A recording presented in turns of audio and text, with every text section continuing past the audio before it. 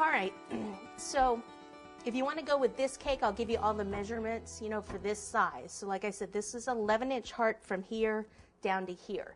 Now, when I first figured out how to do this, what I did is I took styrofoam wedges and I stacked them up. Okay, so the wedges were kind of like how my cake is going to be. They're in rectangles, and I stacked them up this way on top of each other to resemble the cake. Then I laid it down. I put a pattern on top like this, traced around it, and then I actually cut the styrofoam first. Okay, so that's how I figured out what size cake I would need to bake and all that kind of thing. And I also determined how much styrofoam I need down here at the base. You can't just have cake down here, it'll just fall off. You've got to have some kind of a support down here.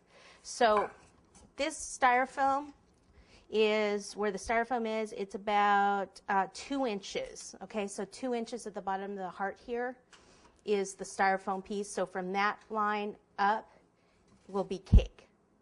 Okay, all right, so there's that.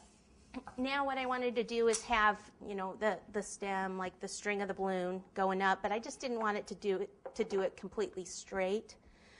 So I wanted to bend the PVC a little bit. Some of you may have seen me do this before. This PVC is 11 inches tall when I started, 11 inches, okay? Then what you do is you take some tin foil and you wrap it around your pipe fairly tight. Then you need a blowtorch and you need to pop it on like this with the tin foil and then go around it slowly. The tin foil is important because if you just burn PVC pipe, it gives off highly toxic fumes. It can be very, very dangerous, okay? I've done it before, and that's how I am. That's why I'm like the way I am now. Anyone comment on that? You better not. So, again, very, very dangerous. The fumes are, whoo, out there, let me tell you. Dangerous if you don't use the foil. Dangerous if you don't use the foil. Yes, because if you burn the pipe, when the pipe goes black, that's when you know you've overdone it, and you'll smell it right away. You should do it. You could do it in a well ventilated area.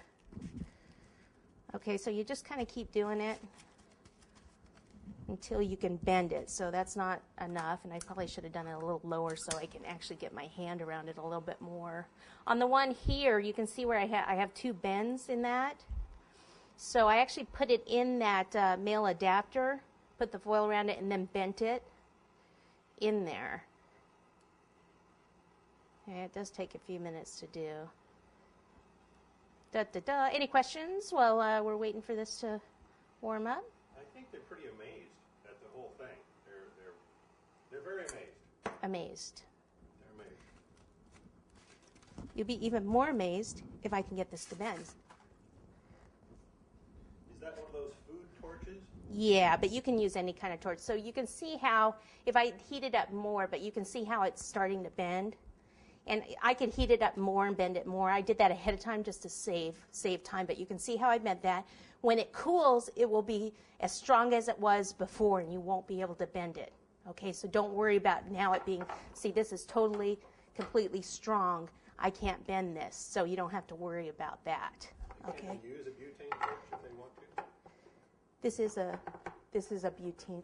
Well, it is. This is these food ones. They're like 3 times refined butane, so it's safer for food. But since it's this, you're not eating the pipe. You could use just a regular big blowtorch. Don't eat the pipe. It's very important.